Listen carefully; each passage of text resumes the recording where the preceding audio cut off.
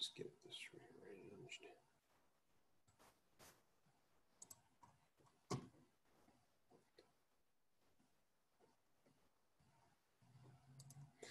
All right, so we're going to go through this in kind of two phases.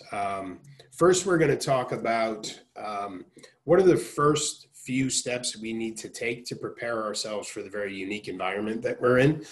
And then we're going to talk about how you can actually create opportunity, right? So I'm going to kind of take the first phase of it, and then Matt's going to jump in and take the second phase of it. So these are kind of the things that we're going to cover. Number one is mindset, right? At the end of the day, everything in business really starts with mindset, right? If we have our head in the right place, then we have the focus to take the right actions. If we let our mind get twisted and wrapped around the axle, then we're going to tend to get pulled away from what's effective and what's productive. So we're going to talk a little bit about how we can maintain a healthy mindset given a very unique environment that we're all working in right now. So we're going to talk about tough times past, tough people last. How do we keep our head right?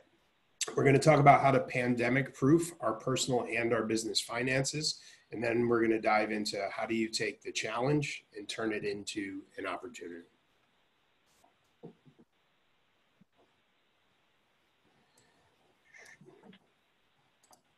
All right, so the first thing is keeping our head right.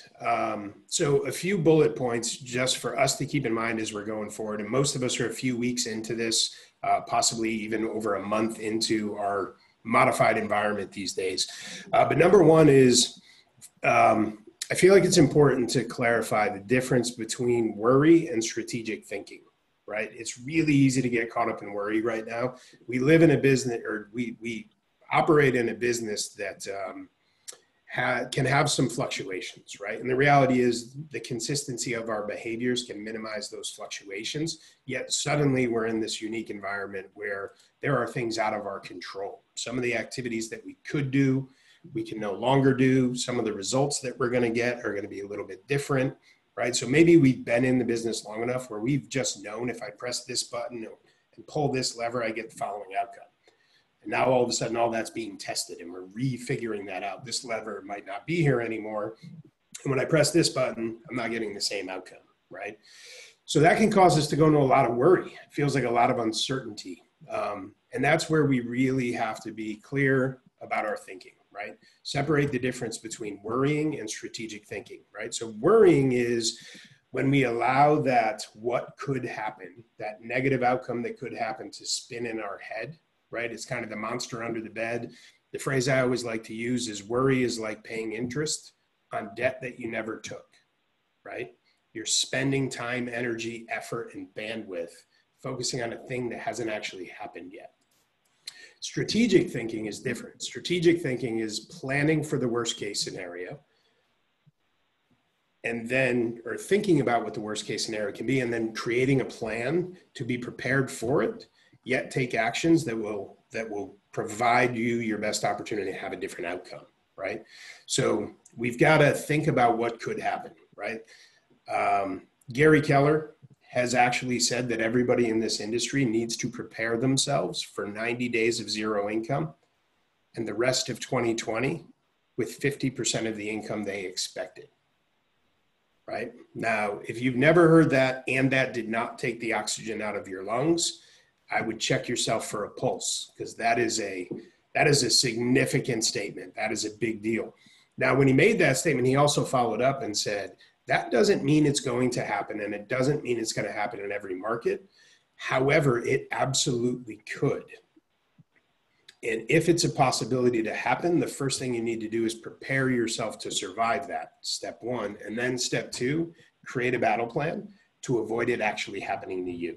Right? So anyone who's been in the business long enough to have lived through the last real estate shift, 2006 to 2008, depending on where you were in the country, that's when it started for us. Somewhere in there is when the market really shifted and shifted hard, depending on where you were. At that point, you had decisions to make, right? And we really saw people do one of three things. Either A, they got out of the business. Things just got too hard and they got out.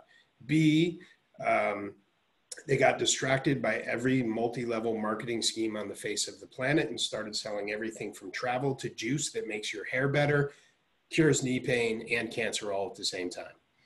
Those people really just delayed themselves exiting the business, right? They got distracted. They looked for other easy money. And while they were busy doing that, they really just faded out of the business. And then you had the people. Matt Miale is one of them. Matt Miale was an agent in my market center when the market center crashed. And at that point, he was about a $5-6 million producer, if I remember correctly. Yeah, Matt, solo, just selling houses on my own. Didn't have a team at that time. I didn't know any different. I didn't know that that we were in a crash. I was too worried about getting the next deal.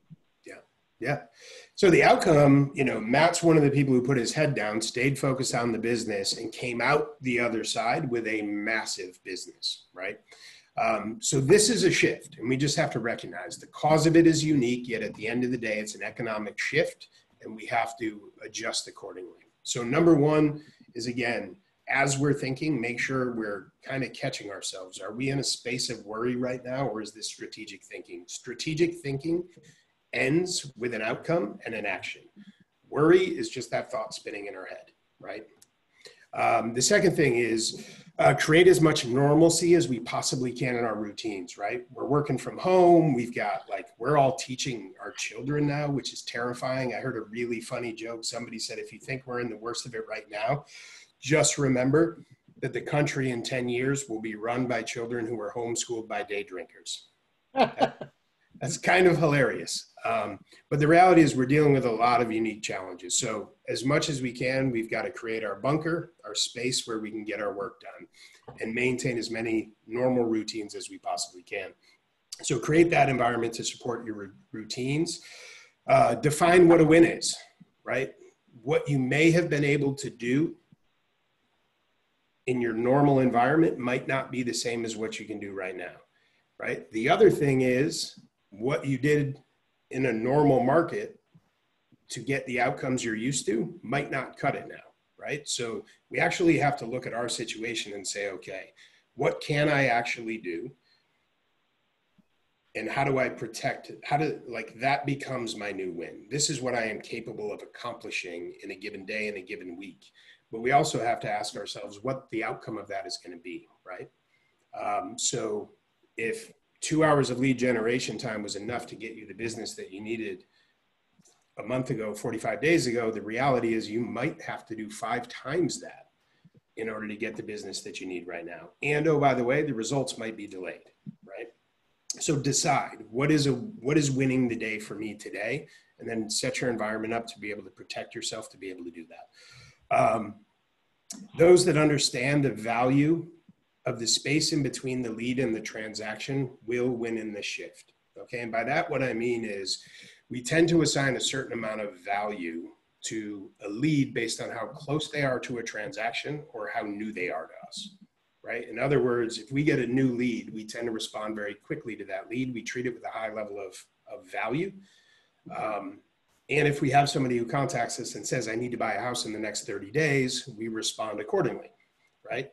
The reality is, though, internet leads is a good example, right? Sometimes you'll hear people get internet leads and they'll say things like, these leads are no good, right? Nobody's doing anything. The reality is all a lead is another person you have an opportunity to communicate with, build a relationship with, so that when they are ready to do a transaction, you're the person they're going to choose to do the transaction with, right? So it's that space in between the lead and a transaction that is actually the most valuable, because that's when we build loyalty. And then once they do a transaction, it actually recycles, right? They bought a house, now they're over here again. Chances are there's going to be a gap until they buy a house again. But if we don't treat them with the same respect in that space, then we're going to lose the opportunity to do business with them. And the reason I think that's relevant to talk about today is we are going to be communicating with people whose intent to buy real estate might be delayed.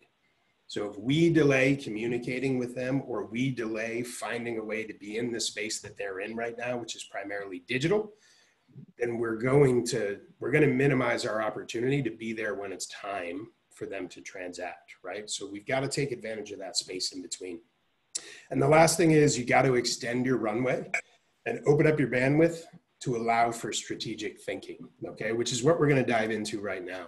So when you know the market is going to restrict, and restrict as drastically as it did today. Oh, I apologize. One other thing I wanted to share, as I've been connecting and talking with people, these are just 3 really good resources that I think are valuable to lean into. 3 books that can be really helpful right now. One is Who Moved My Cheese? I think that's kind of self-explanatory why that would be valid right now. I think all of us had our cheese moved in the last 45 days. Shift. Shift is the tactics that allow agents to be successful in a constricting market, right? Which is what we're dealing with right now. So if you have not read, or it's been a while since you read either one of those books, I would encourage you to lean into them. The tactics you'll find in Shift are the tactics that will allow you to be successful in this current environment, regardless of how long it lasts. And the last one is more mindset. This, for me personally, is my favorite book around mindset, which is Master the 7 Decisions that Determine Personal Success. And this is by Andy Andrews. Those 7 decisions are listed here. And I think every one of them applies to what we're dealing with right now. So just 3 resources that I think are helpful from a learning standpoint. Hey, Matt, before you move on, let me just jump in on something. Yeah, one of the things I remember from 2008 and where my business and my mindset was at then versus where my business and my mindset is at now. I remember mega producers and giant agents and people who had huge businesses talking about how they were looking forward to a shift in the market. And at the time, that seemed crazy to me because I was just stringing one deal together at a time.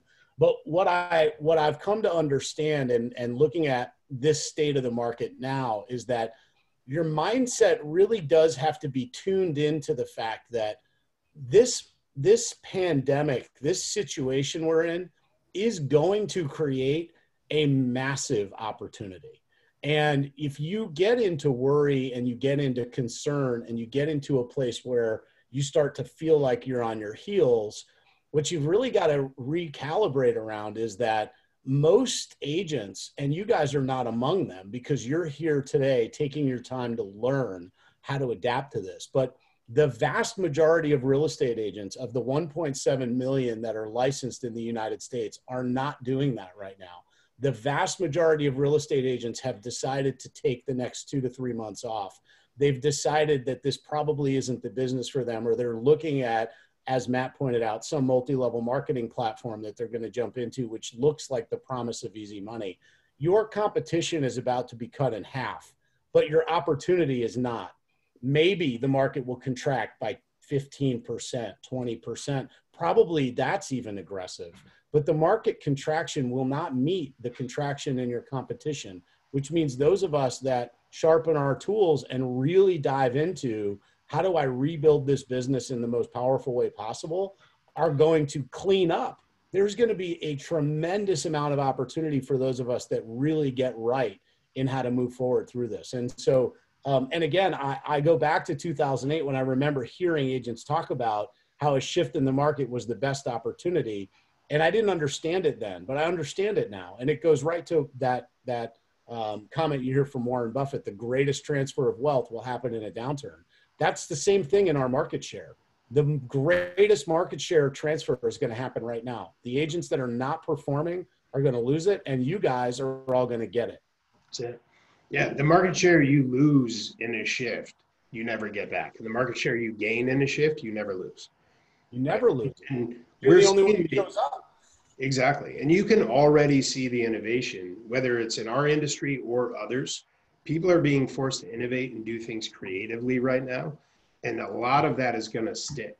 And that's going to be a perfect example. The people you're seeing get out in front of this and get creative about how to stay in front of the consumer, a lot of those tactics are going to stick when this is over. Right? It's very similar to the last crash when it was the people who got into REO before REO was the cool thing to do that dominated that market. And they weren't the only ones that dominated. Yet, if you were in that space before it was cool to be in that space, you dominated. Right? I've seen this in the last week. I've already seen agents who've got, longstanding businesses posting on local Facebook pages for quote unquote temporary work, which is astonishing to me. Like, these are real estate agents that are in the business that are saying, for the next 6 or 8 weeks, I'm going to need to make some money. So I'm looking for temporary. It's like, you're just saying I'm getting out of the business. Like, the transactions are not going to zero, right? Like, they're still out there. We just have to get more innovative and creative about how we get them. Absolutely. And those posts, I mean, that's the multi-level marketing. That's the getting distracted by the steak oil that gives you better hair and cures cancer. Like, that is the distraction, right? And that's where the herd will thin. So coming back to these steps as far as first steps to take. So we're going to go into this and we're going to make the assumption this is going to be as bad as it could possibly be in the beginning, right? This is part of the strategic thinking. So we're going to look at it and say, financially, what is it going to take for me to be in a position to be able to survive the worst case scenario? And part of the reason we're doing this is, A, to make sure if it gets that bad, that we're actually built for it.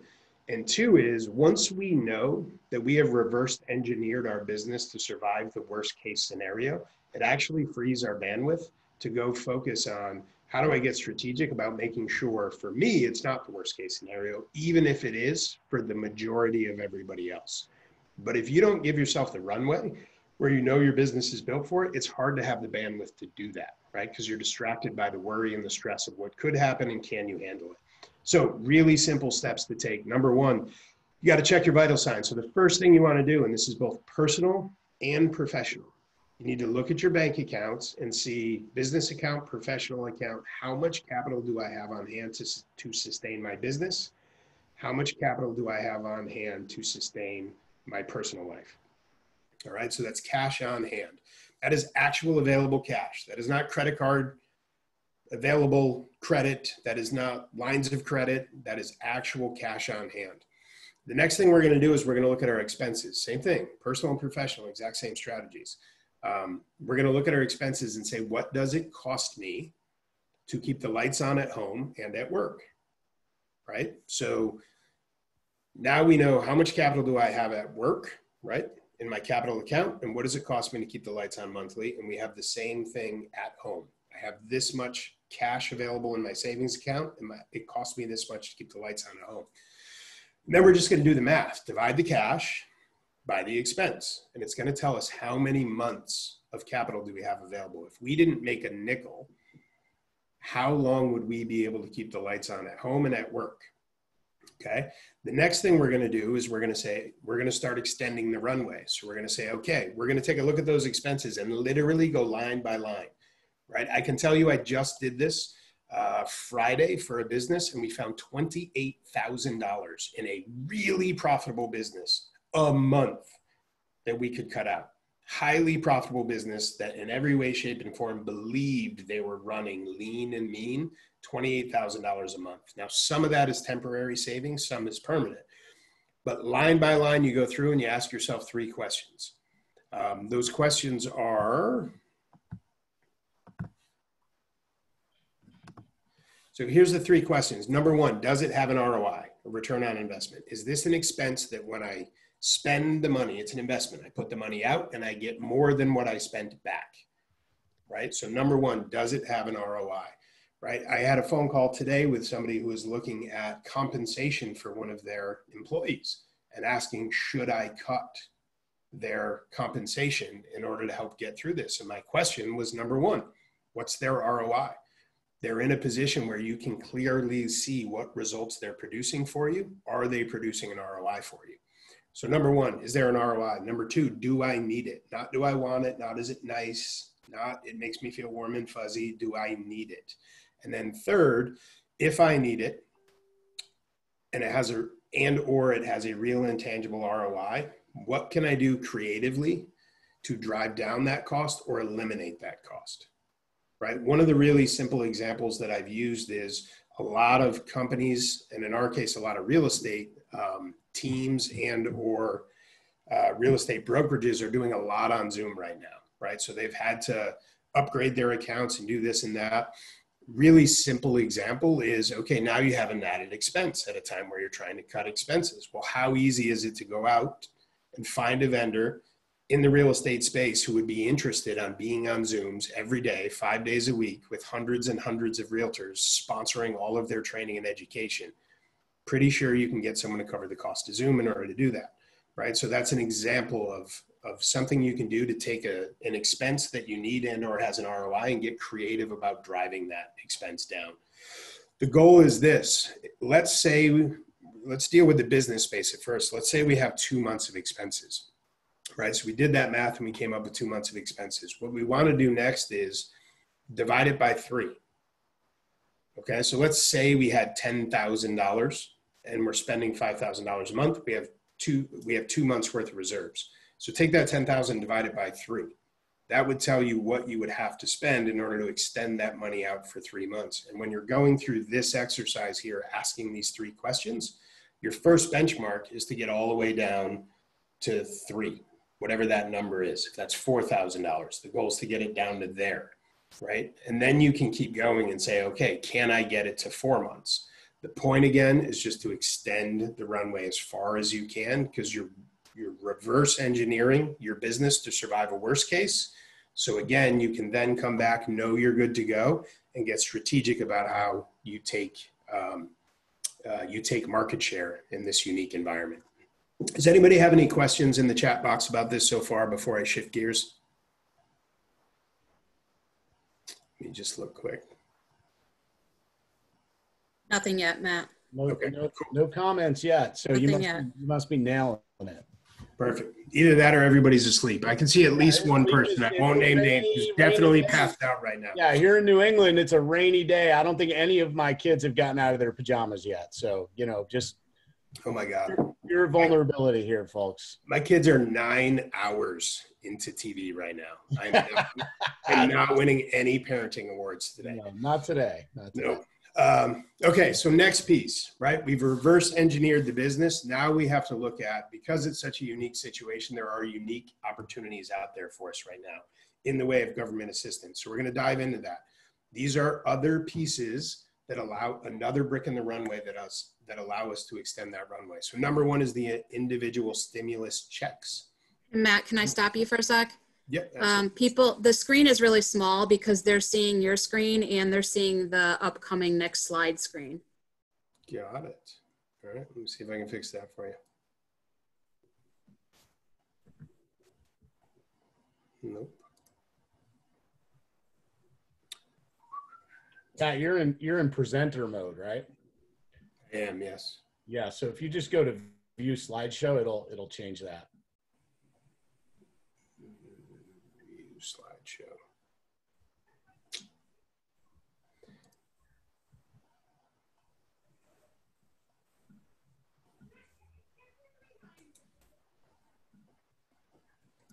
You guys always do this to me. Yeah, I was on a roll, and then you're not happy with my tech, and we got to start over.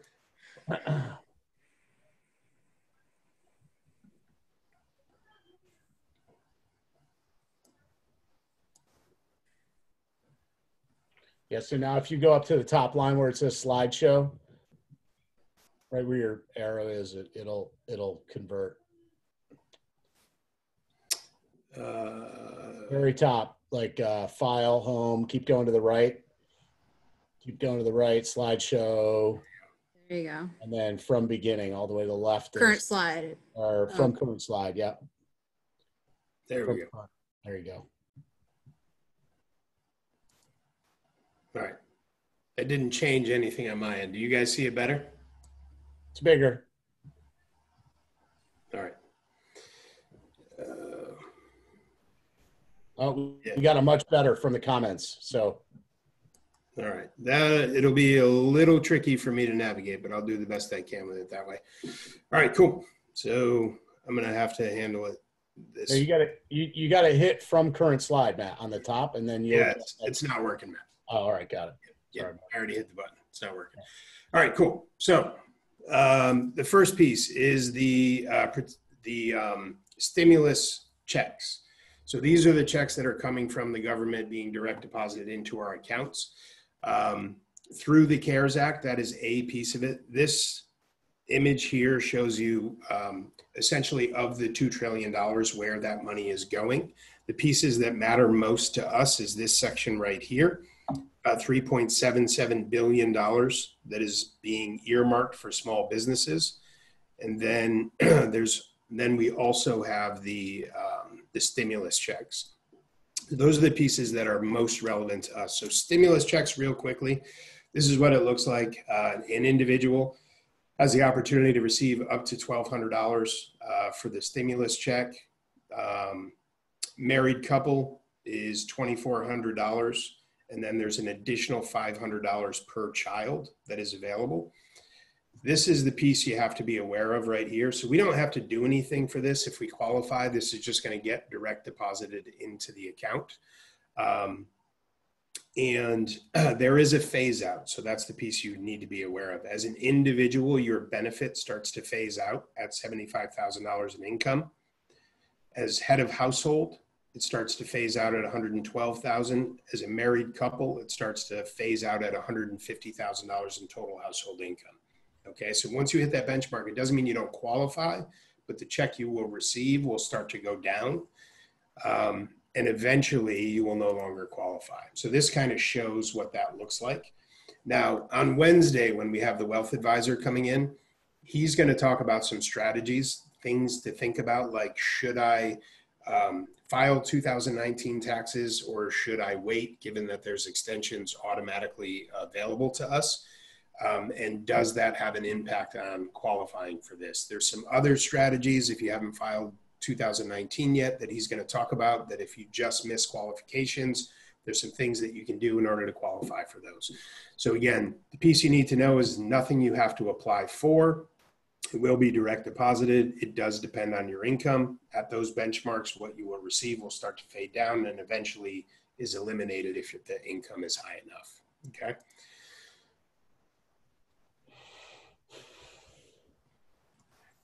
I have a question. Sorry, Sure. Matt. A question came in. Is that based on the 2018 tax returns? So it's based on your last tax return, right? So this kind of leads us to this slide and what we're going to dive deeper into on Wednesday with the wealth advisor. Really what you want to look at, it's based on your last filing, okay? So if you have not filed 2019 yet, you're actually going to want to look at that return and see if you made more money. If you would qualify based on 2018, you've made more and you wouldn't qualify in 2019, it might actually make sense to hold off on filing right now and use the 2018. You also could have the opposite scenario where possibly you made less in 2019 and maybe you still don't qualify and you haven't filed yet. There is some planning you can do around that to potentially allow yourself to benefit from that. And some of those things are things like making 401k investments, things like that, that will bring down that income, and the wealth advisor will talk about that tomorrow. So long story short is it's based off of whatever the last filing was, and there are some things to think about in making the decision as to whether or not you should file 2019 if you haven't already. Make sense? Cool. All right, so here's the next piece. COVID-19 economic injury disaster loan. Okay, these links here are where you can go to get information. The first link is to get information. The second link is in order to be able to file an application. There are essentially two things that are available here. One is a $10,000 forgivable loan. Okay, and then they also have additional funds available up to $2 million per business. Obviously, that depends significantly on the business. Now, the thing with the disaster relief, the EIDL, the other piece we're going to talk about as the last part of this kind of prepping yourself for the pandemic is going to be the PPP, the Paycheck Protection Program. That right now, there is a lot more clarity around. Access to it is much more streamlined. And that is where we're seeing more people having success in getting their applications in, getting a response, and actually getting approvals. Yet this is available. What we've been encouraging everybody to do based on advice we're getting from CPAs and financial planners is to apply for both. So go here. They've actually, initially this process to apply was very arduous. Right now it takes about 12 minutes. If you follow the link, it takes about 12 minutes to go in and submit your application. Okay, so they've streamlined it quite a bit. And that $10,000, once approved, they will automatically advance that $10,000. Okay. And that piece does not require a personal financial statement. You're simply answering some questions, providing either Social Security or tax ID. The other thing too, today is the 13th. So this was opened up initially to, or actually it was the PPP. The PPP was opened up first to small businesses. It opens up to independent contractors tomorrow, actually.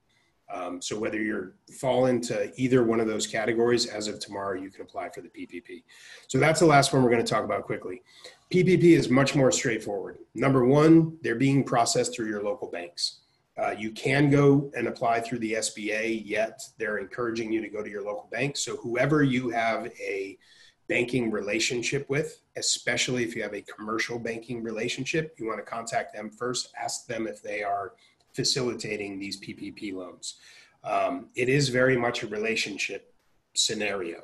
So the banks are working first with their clients, and then if there's anything left after that, they will work with new clients. So again, you want to go to where you have that banking relationship.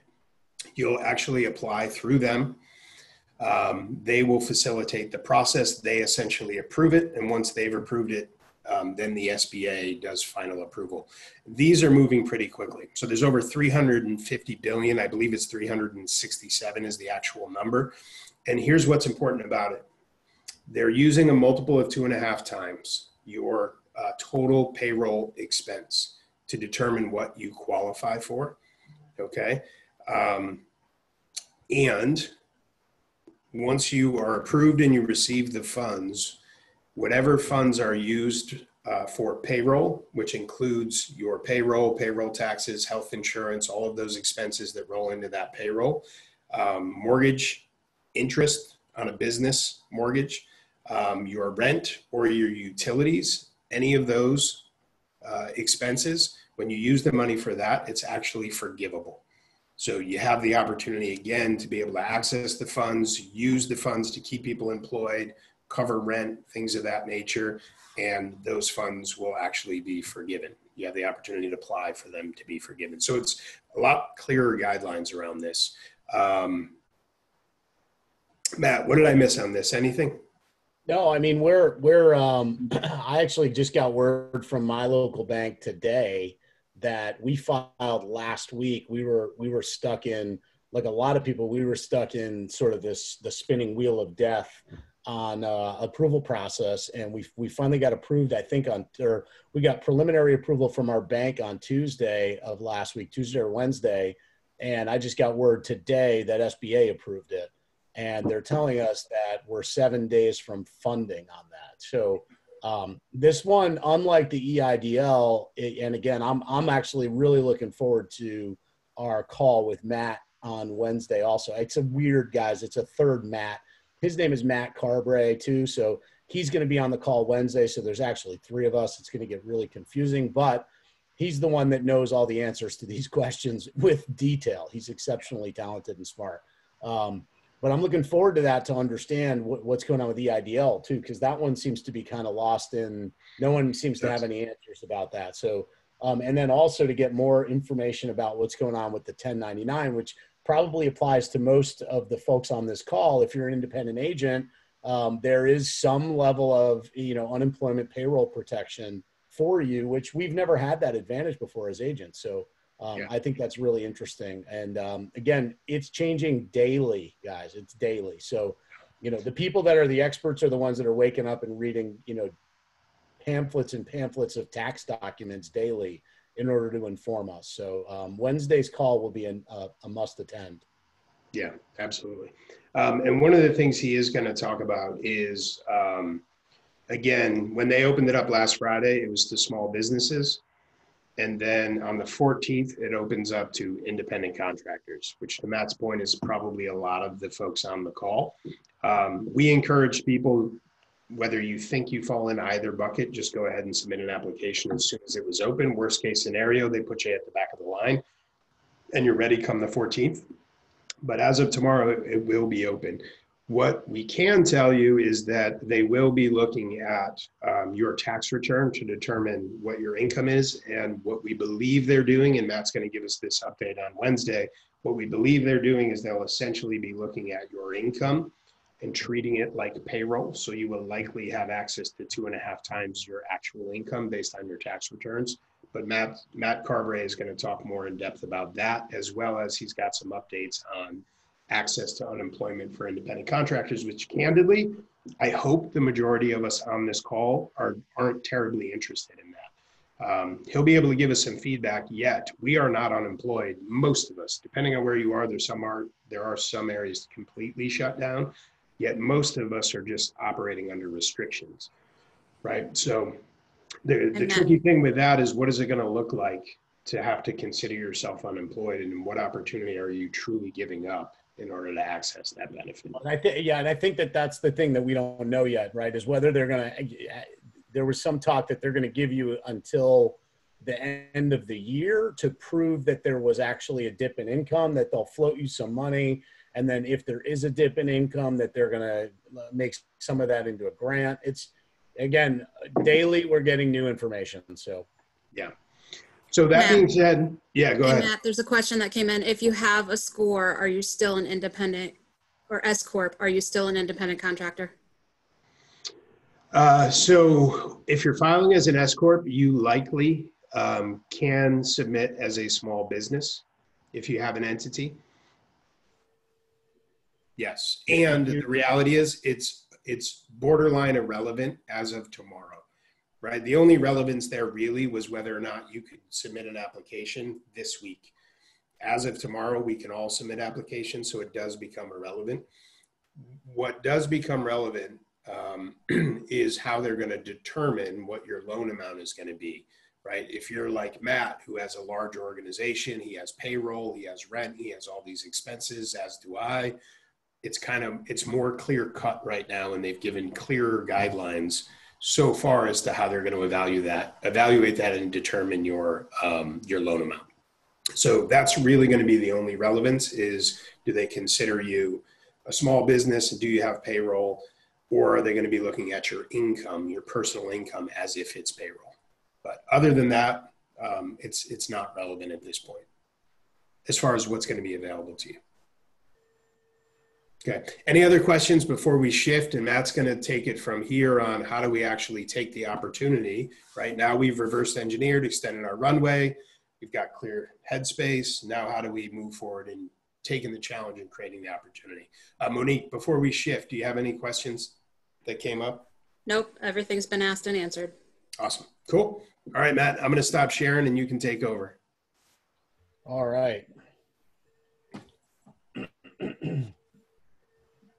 So, you know, one of the things that I did as soon as this thing started to roll out is I started to really kind of think of myself in regard to running my team as, you know, kind of like a battle commander, right? Like one of the, if you read books like Jocko Willink wrote this amazing book called Extreme Ownership, and he talks about how inside of the military, everything is about a perfectly executed plan. And I don't have military experience, but I found it fascinating that, you know, for every exercise, the amount of water that's in the canteen is calculated out. Everything is calculated with a perfect execution plan. And, you know, I'm a big history guy. And one of my favorite sort of life history lessons came from the mission to land a man on the moon. And I think like what I thought about was how during the mission to the moon on Apollo 13, and we've all seen that movie and we all know those iconic lines, Houston, we have a problem. There was a mission, and that mission, it's just like what you guys all did on January 1st of this year. You had a plan, you had a mission, you had a goal. It was whether it was your income mission, or whether it was how many units you wanted to close, or how much money you wanted to make, or how much volume you wanted to sell. You had a goal. And somewhere between Earth and the moon, something blew up on that spaceship. And when that thing blew up, they didn't say, crap, let's just jump out of the ship. Like, it's all over. Like, let's forget it. Like, they didn't do that, right? And they also didn't say, let's just ignore it and pretend that nothing happened. They changed the mission. The mission changed. And that's actually what happened to us. What happened to us is we had a plan. And inside of my team, our goal was to sell 1,000 houses this year in the state of Connecticut. And we had a really, really good plan. We were cranking. We were on track. We felt really, really good about that. And then coronavirus showed up and said, hey, you're going to have to do it a totally different way. Everything that you do and everything that you've built, which, by the way, this is really relevant for my team, because we're a team that bases our entire business model, a lot of our lead generation, on customer events. Literally getting large groups of people together. That's what we planned on. We had 16 VIP client events planned this year. We had 12 training events planned. We had 16 prospecting events planned. All of these things require large groups of people coming together in a room. That is off the table. So we had a new mission. And that mission for us required us to reevaluate, how do we actually, instead of get to 1,000 units, how do we make sure that we thrive and just make it through, that we don't go out of business? And so I started with a really simple question. And there's this scene in Apollo 13, the movie, that has been playing over and over and over again. And if you Google it, you can watch it. But there's this scene, for those of you that have seen the movie, there's a room full of engineers. They're all in white shirts, 1950s, they're 1970s style. They've got pocket protectors and pencils and glasses on. They're all waving papers in the air, and they're screaming at Ed Harris, who's the flight director. And they're screaming like, this is broken, and that's broken, and this broken. And he says, people, calm down. What works on the spacecraft? He starts with that question. What actually works? What do you have going on in your world what's working? And they literally start with, well, this works, and that works, and this works, and that works. And then they get to the stuff that's not working. So I did the exact same thing inside of my business. What we looked at was, well, what do we do really, really well? And how do we build on that? What are the tools that we have? What are the tactics that we use? What are the resources that are available to us that are still within our arsenal that are going to help us to navigate the next 60 or 90 days? And to Matt's point, the number one thing was, how do we financially extend the runway so that we still have gas in the tank when we come back into a high level of production? Then there was this question of, well, what things do we have on the spaceship that we're not using really well? What are we paying for? What tools, what gizmos, what gadgets inside of our CRM are we not actually using, right? How many of you guys subscribe to a CRM and you're using like 8% of it? Those of us that are Keller Williams agents, and I know we have a lot of agents here that are not with Keller Williams, we have a brand new platform called Command, and many of us are not even using 10% of that thing. So we started looking at what's just sitting on our desk that we're not using, and how can we use it? So we took an assessment of our inventory. We figured out what we were doing well, what we were barely using, and what we could still use to move forward. The reason we did that is because if you are in a coastal town somewhere on the southeastern border, say Wilmington, North Carolina, I say that jokingly because Matt used to live there, and a Category 5 hurricane is about to make landfall, how do you prepare for that? Do you prepare for a Category 5 hurricane as if it's a Category 2, or do you prepare as if it's a Category 5? Yeah. You and that actually happened while I lived there. That actually happened while he lived there. So again, I tease. But he was literally, and he was pointing to the map like, there's the hurricane, there's my house. There's the hurricane, there's my house. And fortunately, they made it through okay, and there was some damage and so on. But because you prepare for the inbound damage assessment, and sometimes what happens with hurricanes, they veer off to the right, they fizzle out and become a Category 2, right? They change. But if you're not prepared for a Category 5 and a Category 5 shows up, then how are you going to survive it? You're not. So you have to prepare for the Category 5.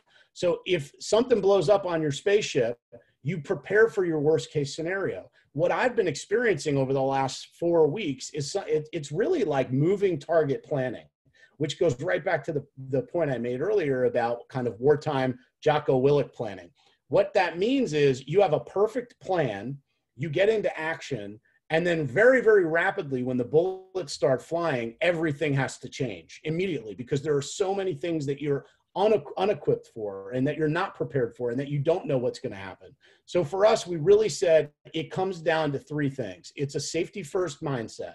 First things first, everything has to be about safety. There is a real danger out there in the world that many people don't really truly understand. I'm not a doctor, so I'm not even going to pretend to be one. I'm not an epidemiologist, so I don't understand viruses. I know they're out there, and I know that they can cause people great harm. So first things first, the safety of my team, the safety of my family, the safety of my clients. So any activity that we're going to get into is not going to be tied to any kind of a risk. So that was first things first. Second thing is, what is the lights out plan? How do you batten down the hatches appropriately? Because you can literally say on day one, oh my God, I'm in the worry mode. I gotta batten down the hatches, turn everything off. That's not the right thing to do either. So there's this process of assessment, which is kind of reverse engineering. You figure out what's working, and then as you figure out what's working, you hang on to that, you figure out what's not working, and you start shutting those things off in order. Really, really important. What I love in that scene, going right back to that Apollo 13 scene, Ed Harris says, I don't care what anything was designed to do, I care about what it can do. So really think about your business, and how you planned on executing your 2020 plan.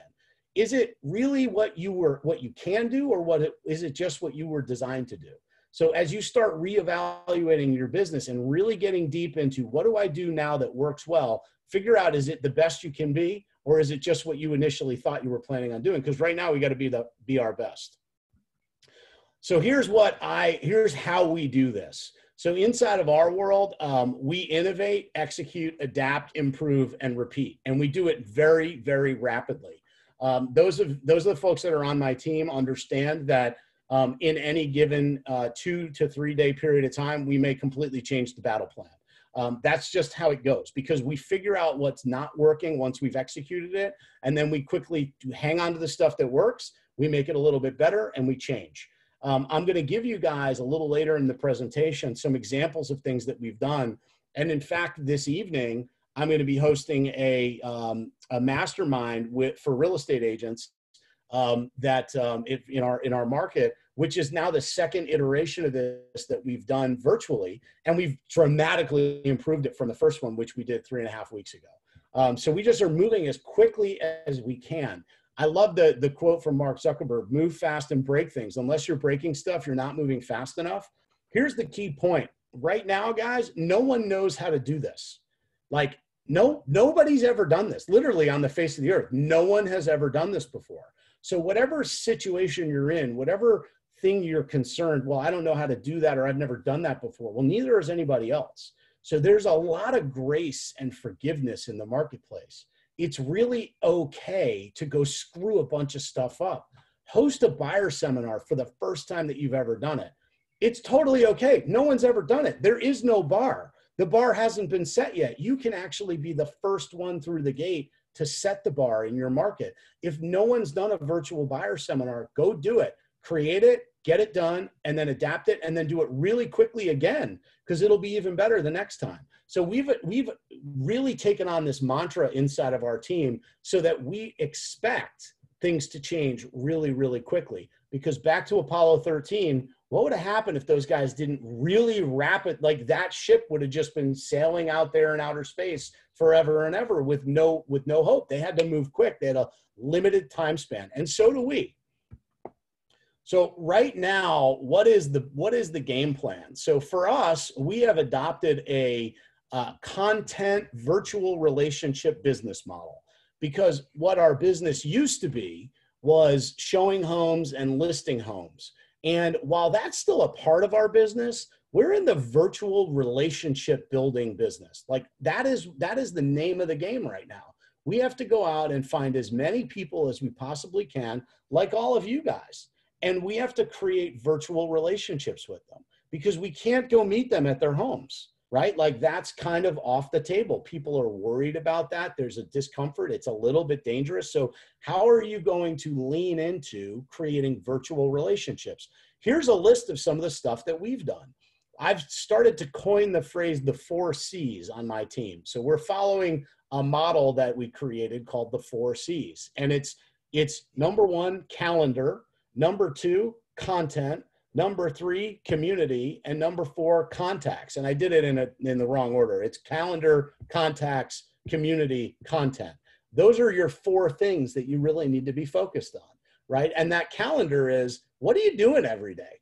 Right? Like if you're like my kids, they're getting up every day and they have some schoolwork to do. There's some virtual learning going on. There's a whole lot of television too. There's a lot of stuff because they don't have a plan. But I wake up and I'm still putting in 12-hour days some days, right? Literally, I've got a calendar. Are you following a schedule, or has COVID-19 taken over and commandeered your calendar? Has your calendar been infected with the coronavirus?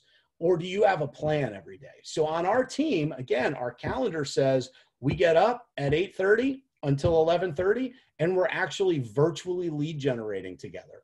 We've literally created a Zoom environment where every day at 8:30, 15 real estate agents get on, 15 real estate agents say what they plan to do, 15 real estate agents make phone calls for 3 hours and communicate with their community. And then at the end at 11:30, we all tell each other what we did. It's not perfect. We're innovating, we're adapting, we're changing how we always do it, but it works because we're following a calendar. Make sense? Yes. So what are some examples of community engagement that we've done?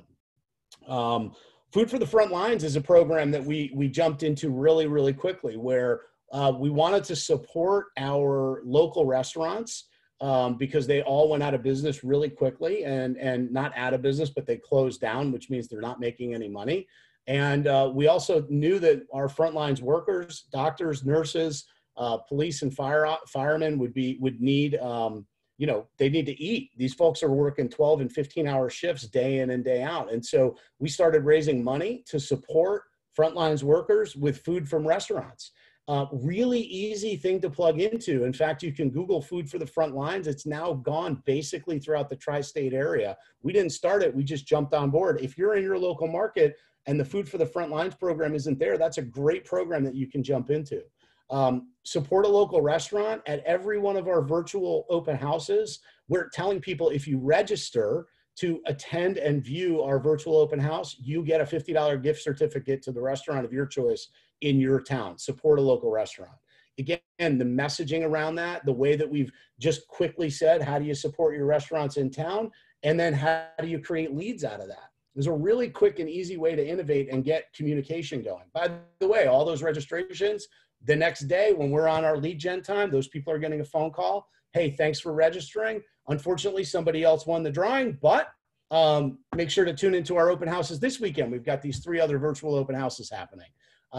Video tours. One of my colleagues in New Hampshire, some of you folks may know Adam Dow. Adam runs a great team out of the Lakes and Mountains region in New Hampshire. He did this amazing thing with a local business in his town. It was a local art gallery. He had a 3D virtual Matterport camera, and he went in and said, virtual shopping isn't just for Amazon. That was his pitch.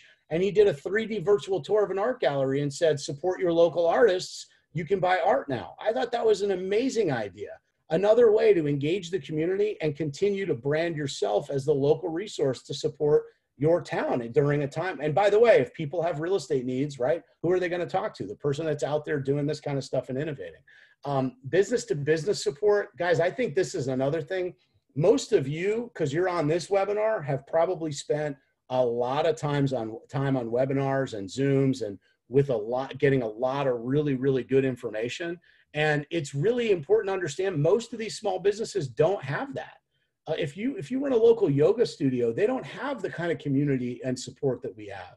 If you own a small fitness facility or sell a boutique jewelry, like they don't have that. So become a support network for your local businesses. Yeah. All of this stuff. I want to chime in on that one if I can. I mean, that is such a huge opportunity to grow your business, develop loyalty, and help support people through this whole situation. When Connecticut spent about 48 hours on the non-essential list. So we had about 48 hours where we believed we could not transact in any way, shape, or form. And that announcement came out at about 5 o'clock on a Friday.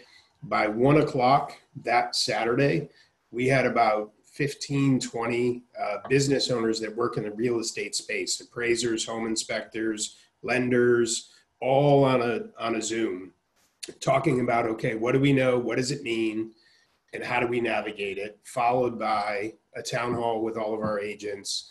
And the relationships that came out of just those 20 people, like we're talking on a regular basis now about what's happening in your space. How does what's happening with me impact them, vice versa. And then on top of that, I invited a contractor friend to listen in on that Zoom. And it hit me the day afterwards how some of the people that I know that own businesses are being impacted. And I spent about 20 minutes just sending some text messages, connecting people who I knew were struggling because their business pipeline dried up. And I just asked myself, like, okay, who could I introduce them to that could actually still do business with them right now? And in a matter of 20 minutes of just a little bit of thought and a few text messages, there were all these connections and people were setting up to go out and see job sites and do this and do that. And we all have a Rolodex that we can help people do that. And it's just the amount of loyalty you build when you do that and the good that you've done. Like that's a business owner just like us who has a family they're supporting in a very scary time. And if you can be a part of the ripple effect that helped them get through it, they remember that when this is all over. Absolutely. And, you know, I mean, now one of the things that I've also been advising my team on now may be the best time ever to go and join a BNI group or a local business networking group. I mean, those small groups are looking for leadership around how to navigate this. And those are, again, they don't have the kind of innovation and audience or collaboration that we have inside of our industry. And so, you know, go find a BNI group that doesn't have a real estate agent and show up, organize the Zoom, make sure that those folks are still operating. So a couple of agents on my team are members of BNI and they've adapted very, very quickly and they're still passing referrals, which is awesome to see. So again, that's how you engage the community. Inside of that, one of the other things that we have to do if we're going to become virtual relationship builders and content machines is we're going to have to communicate to the people that know, love, and trust us that we're still in business. Like the message has to be, we are still open for business. Even if we're not showing homes, how can you still be open for business? And so for me, the first thing we did is we started figuring out how to do seminars, because if I want to do it once, I want to do it for as many people as I possibly can. Everyone who's on this call is an expert. You guys are all licensed professionals in the business. You can all host a virtual seminar. This doesn't have to be, for those of you that are like, hey, I don't want to do some big thing on Facebook. It doesn't have to be on Facebook. The first one we did had like 23 people registered. It was very small. We just sent it out to our Sphere database. That was it. And we got a bunch of people registered, and then we got on a video just like this. And I just walked through what's going on and what the impact of the COVID-19 virus is on the market, what we're seeing so far. You're going to get a lot of grace during this time. I was very candid about some of this stuff is happening right now, and I just don't know the answer. It's okay to say that right now. In 6 months or 8 months, you ought to be an expert on it. And the people that are willing to go out and be at the front lines right now will be the experts. So virtual seminars are a great opportunity. Yeah. And Matt, I just got to chime in there too. You don't have to wait to be the expert, right? So like Matt's talking about with being a leader in your market and helping other business owners through this, you know, what we did with Matt Carberry as a wealth advisor is a perfect example. Like Matt and I we're not the experts, right? We did our research, and as business owners, we're pretty educated about what's available when this whole thing happened and the government programs, but we brought in an expert, right? We called somebody who was an expert and just said, hey, can you give an hour of your time? I'm going to get some people together to talk through this. Like just go be the person who goes and gets the expert and then invites everybody else. And you get to just moderate it and put yourself in that position of being the leader who helped guide people through this. By the way, I mean, that's a value to them. You know, if you're a financial advisor offering a resource to the community during a time when people don't, you're likely to generate future opportunity out of that. So, you know, really lean into the idea that you have you are a subject matter expert at something, or you know a subject matter expert at something. And all you've got to do is figure out how to use Zoom and bring a bunch of people together, and you can start building community engagement and really building content that will label you in your market as a leader in the space, especially through an uncertain time. So really important. This morning, or excuse me, not this morning, on Friday morning, I actually had a guest come and speak to my team, and she shared this amazing thing that they were doing, because everyone's talking about homeschooling. And what she was doing is getting homeschooling experts to come and do live videos on her Facebook page, which is featuring, again, all of her customers are there. So she's got 5,000 fans on her Facebook page. And so she was doing like a virtual art class. So virtual art class with the Gillot group they're in Oregon. And she had a phys ed teacher come on. She's been doing story time. I thought that was brilliant. Everybody's talking about how they've got to, oh my God, I got to work and I got to homeschool my kids. Well, what if you as the local real estate agent said, hey, I see that you have a need. I'm going to have PE every Wednesday at 11. Put it on your calendar. I'm going to bring a physical ed teacher. Again, you're just bringing people together virtually. This technology is amazing for offering that kind of opportunity for us. So, and going back to that lead and transaction conversation, and even the book, Who Moved My Cheese?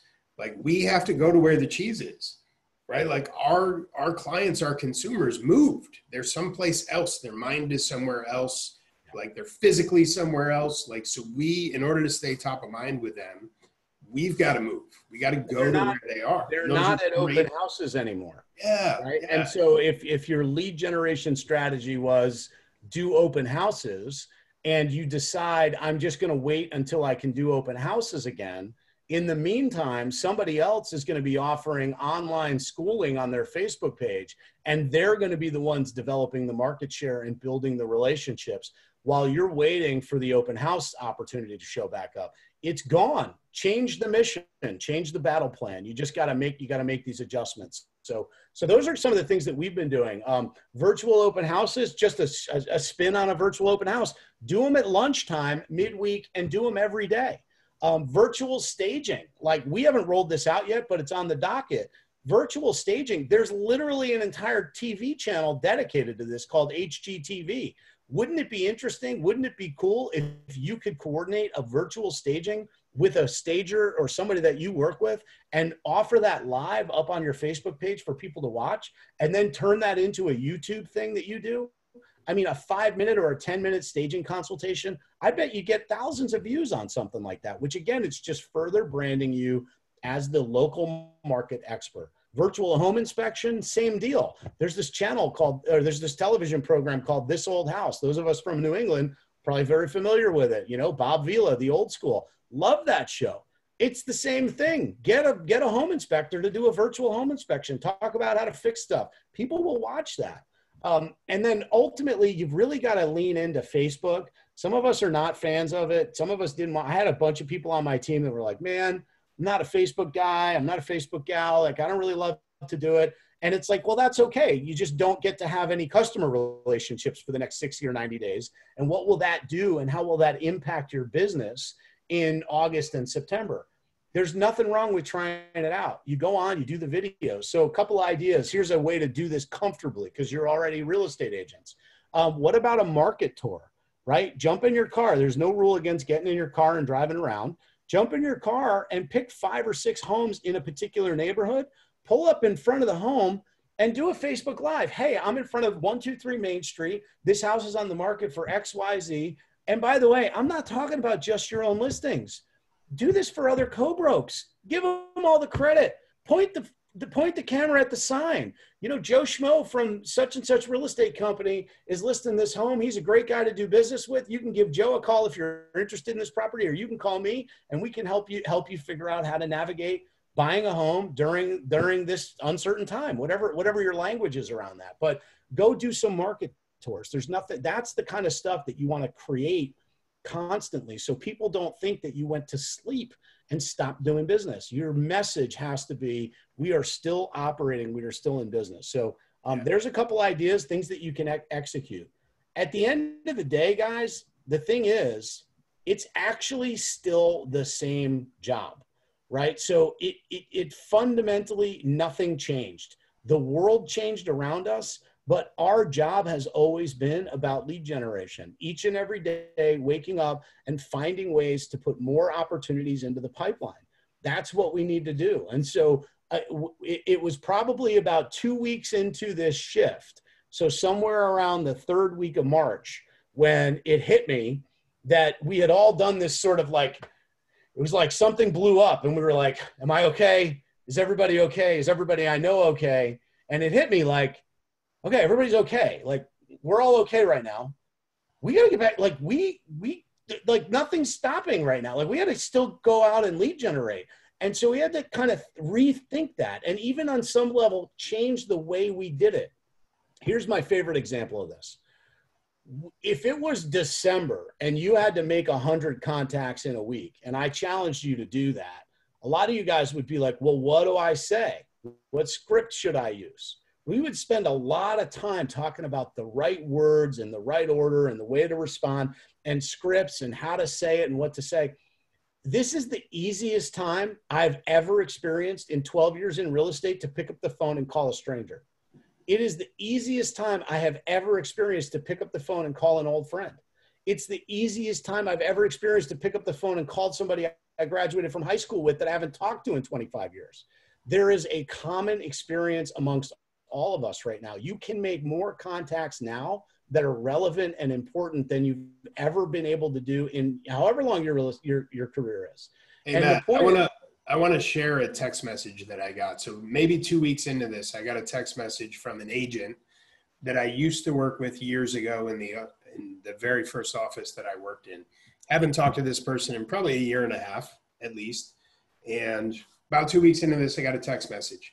And it was a great text message. All it said is, you and your family have been on my mind for the last week. How are you guys doing? Is there anything that I can do to help? Excellent. That was it. Text message. Right now, here's the funny thing. I got it and I thought, how sweet of her to think of me in this time. I haven't even seen her in a year and a half. And then the other side of my brain kicked in and I thought, you're so naive, Matt. That is a mass text that she sent out through her database. And then my next thought was, you know what? It may be a mass text, which, by the way, the average consumer doesn't think that way. The only reason I think that way is because I'm in the business and I know the tools that are available. But in the next thought, my third thought was, God forbid it was a one-off text and she is actually thinking of me. What a jerk I would be if I didn't respond. So what do you think I did? I responded, so sweet of you to reach out. We're doing great. How are you? Next thing you know, I'm in dialogue, right? Two things. Number one, I responded. That message created a dialogue. You can use that message via text. You can use it on Facebook messaging. Number two, regardless of whether that was a mass text, which most people wouldn't even think about, at the end of it, it still made me feel good, right? Yep. And that's the point, is that there is an opportunity now. And by the way, this is what we talk about when we say opportunity. Remember, half the real estate agents in the market are sleeping. They're treating this like my friend Ben Kinney calls it, a snow day. They've all decided, oh, it snowed, I don't have to go to work anymore, right? Well, you know what? If this isn't a snow day, right? This is the new normal. This is just how we operate. What do they do in Alaska when it snows? Do they stop going to work? No, they just flip the four-wheel drive on and they go to work. So we just got to flip the four-wheel drive on and we got to go to work. And the reality behind that is, the message is important. I'm not saying that you should be grinding out, have you thought about buy, sell, or invest in real estate? Because that could come off callous. But I am saying that contacts is still the name of the game. Are you waking up every day with a calendar that has a goal around contacts in it? Are you communicating enough inside of your community with the right message? The fact of the matter is that the agents who do that now, between now and 60, 90, 120 days from now at a high level, are the ones that will reap all of the rewards. And nobody knows what the impact is going to be. I've read in less than 2 hours time, I've read an article that says that we're headed for the deepest economic recession in history, and one that says we're going to rebound like a rocket ship. Nobody knows. None of us have a crystal ball. None of us predicted what was coming, but I am going to be prepared for either one because I will have lots and lots of contacts between now and then. So if it's an economic recession, that's fine. I will have talked to more people who will remember me and think about me as the real estate agent of choice. And if it's a rocket ship to the moon, that's awesome too, because I will have talked to more people. So it's still the same job, guys. That's the message. And how you plan on going about it is critically important. Follow your calendar, have a daily plan, have a daily goal, figure out who you're going to call. We started doing stuff on our team like calling our neighborhood, which was, it's kind of nuts to think about it. And many people on this call probably haven't done it.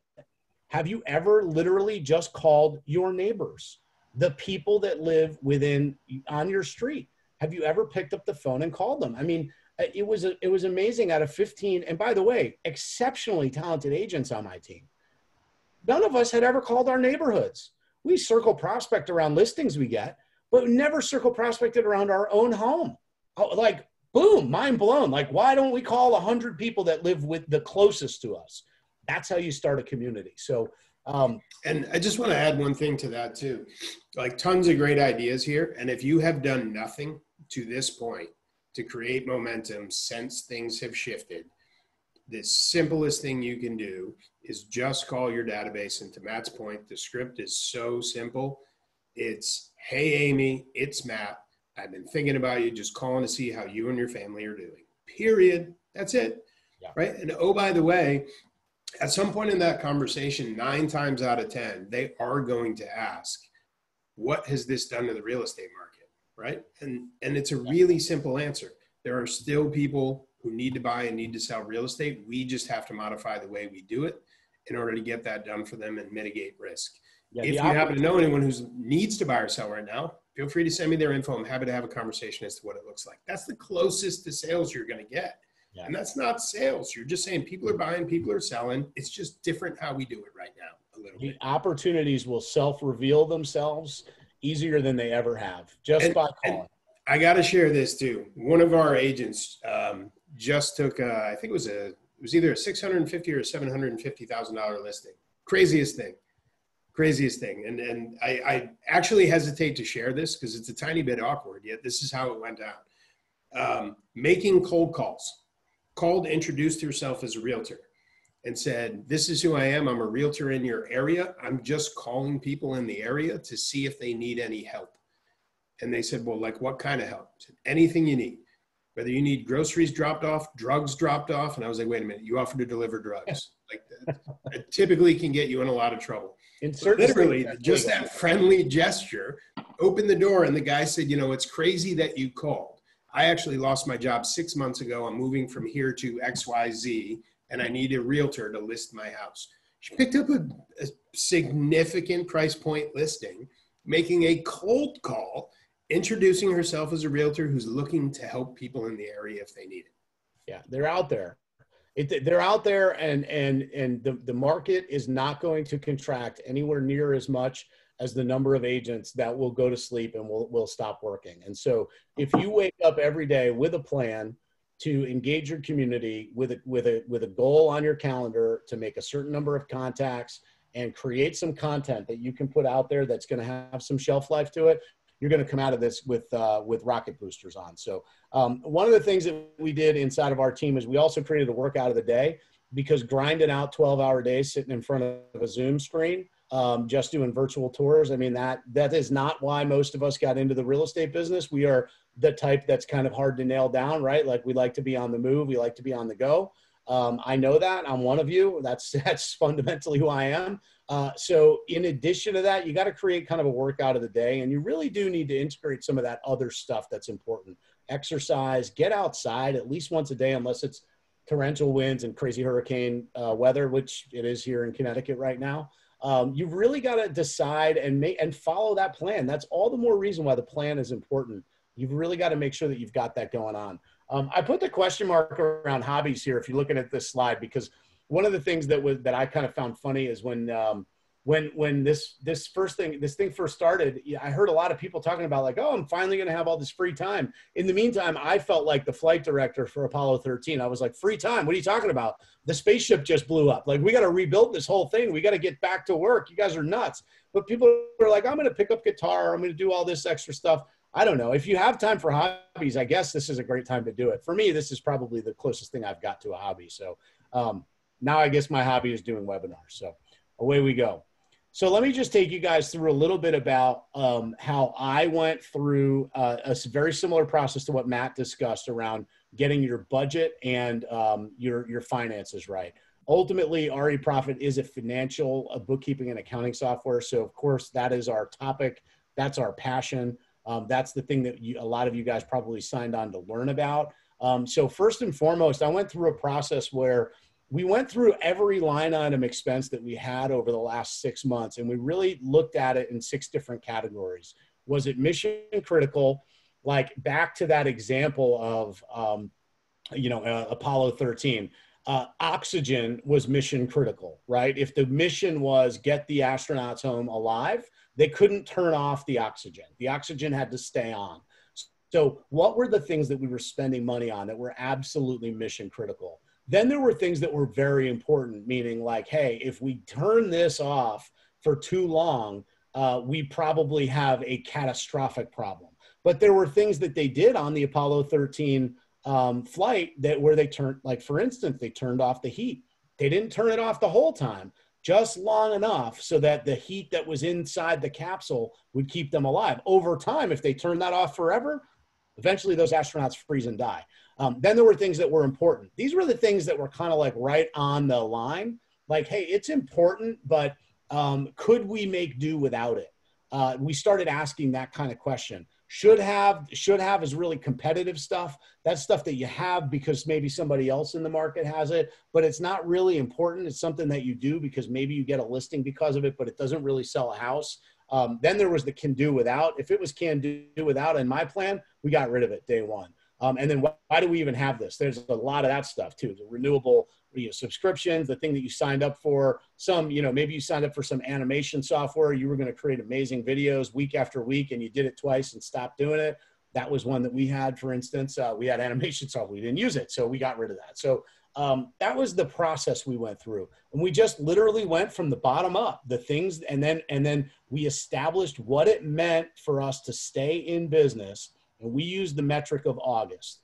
We decided that whatever income we had that was coming in from March, April, and May needed to last us until the lights went back on in August. So that was the category 5 that we were planning for. No income for June, July, and probably into August. So we needed to make sure that the money we had coming was going to last us till then. So we had a benchmark and we had a target, and that's that extending the runway. And then we looked at our budget and said, what would it need to be in order for the amount of money we have to last us until August?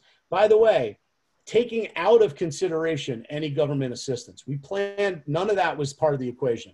We also said, we're not using credit. We're not using lines of credit. We're not using 401k money. We're not using anything other than what the business can support. And that's a really important distinction. You do not want to go in debt saving your business. Just get into action to save your business, because there is action to be had and there are opportunities. So then in preserving. I would add to that too, just to make sure we highlight it. We talked about the PPP loans. If you are not running an organization where you have enough payroll for that loan amount to be a significant loan amount, and you're not paying for a building or you're not paying significant rent, your opportunity to spend that on things that we know at this point are going to be forgivable is much smaller. So again, it's debt. Like the reality is, just like Matt said, you got to use the cash you have on hand. And even if you get approved for a PPP or some other government funding, that money should go into a bank account, hopefully that you don't have access to. Like, put it there, and that is a last case scenario to touch that money, unless you're using it for something that you are 100% certain, or at least as close as you can be, that it's going to be forgivable. Otherwise, it's debt, and you're using debt to get through this. So if you don't know it's going to be forgivable, that should be last resort money, because the hope would be you get through this and you just give the money back. because coming out of this with debt you didn't need to incur so that you could maintain a lifestyle or pay for things you probably shouldn't be paying for is not a wise business plan.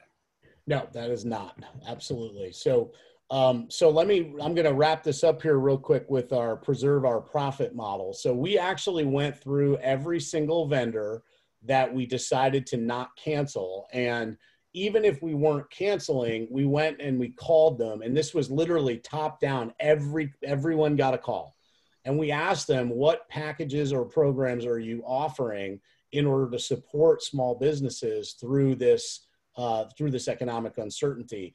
And everybody had something ready for us, everybody. So we saved so much money just by making that phone call, which, by the way, that just extended our runway. That just meant that we had a little more time to breathe before the lights came back on. And so you've got to do that. You got to go through them all, call your credit cards, call your mortgage company, personal, and call them all. And I'm not saying you got to take advantage of all of them. I know there's a lot of information out there about forbearance versus forgiveness inside of your mortgage. Do your research, figure out what's going to make sense for you, but make the phone calls, because almost everyone was willing to give us either a free month or 2 free months or a 30% reduction. We saved a lot of money doing that. The other thing is inbound money, and this really comes down to the cash flow as oxygen scenario. Inbound money, meaning every closing that you get, if you're the type of person you get a bill and you just like to pay it right away, that's awesome. That's a great habit to be in when there's more certainty around your business and your flow. But when there's less certainty around your business and your flow, I want you to start thinking about your cash flow as your oxygen to stay alive. Every check that goes in your bank account, you need to keep it there. And if you have a bill, you pay it on the last day it's due, or you call them and ask them for an extension. Keep the cash. The cash will keep you in business as long as you possibly can, which gives you enough room to live to fight another day. So your cash flow is oxygen, really important. Also, the last kind of 2 points here, evaluating your income and expenses and your ROI tracking and success against your plan, really the last 3 things there.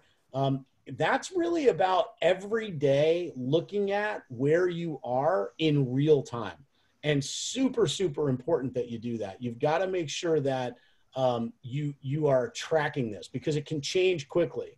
Because you might have signed up for something a year ago that renews on June 1st that you forgot about. And when you went through this exercise and went back 3 or 4 months, you forgot that $1,000 thing you signed up for, or that $300 thing you signed up for, is going to hit your account. And they're going to do that anyway. It's still going to come and hit you. So you want to make sure that you're tracking all the time. And so inside of our life, we literally look at cash flow every single day. Every day we look at what's pending, what's closing, what's tracking, what's falling out, how many deals do we still have in the pipeline? And we're seeing the effect of COVID-19. Unquestionably, everybody is. I mean, there are still deals to be had. Things are still being added to the pipeline, nowhere near at the rate that we would expect for this time of year. But because we're tracking our cash flow, we're in a confident position to face a hurricane, a Category 5 hurricane. So, with all that said, Matt, you want to talk about RE Profit and give them a walkthrough on what the tool does for them? Yeah. So real quickly, RE Profit was, Matt and I created this years back, and really the reason we did is this. As Matt built his real estate career and as I built my real estate career and sat in different seats, the thing that I realized quickly when I got into the business, I started out in an office that had some of the top producing agents in that entire market. And as I got to know them personally, I was really shocked to find out that regardless of the amount of business they were doing, a lot of them had some pretty significant financial challenges, right? Past due taxes, stuff that in my naive stage early in the business, I just couldn't understand how it was possible to do that much business, be that far into their career and have these challenges. And then, as I progressed and got into leadership roles, my door became the door people knocked on to talk about what was happening behind the curtain. So in our market center, both Matt and I, we were always really, really focused on helping people run their business like a business, teaching them about personal financial management, teaching them that a P&L is not a thing you use to file taxes. It's actually a tool to run your business more efficiently and create more profit, more money you actually get to keep. So we did a lot of these things. We partnered with local CPAs, we taught classes, and what we realized it was kind of like going to the gym, right? The majority of people, right? Anyone who goes to the gym consistently knows when you go to the gym the first week of the year, it's really crowded.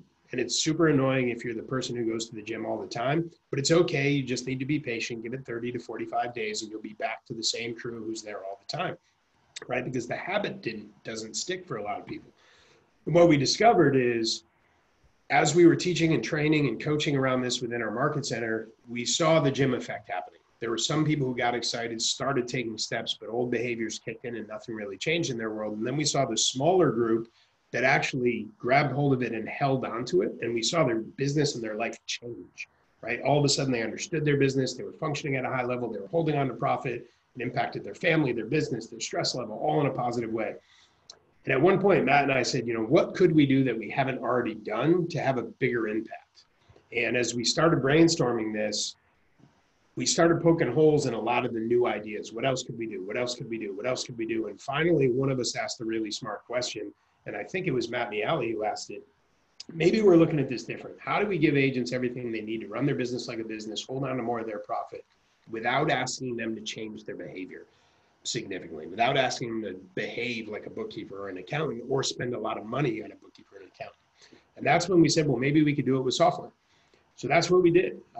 Two knuckle-dragging real estate guys looked at each other and said, what do you know about software? We both went, not a lot. And we said, well, where would we start? We said, where everything starts, Google. And we Googled, how do you build software?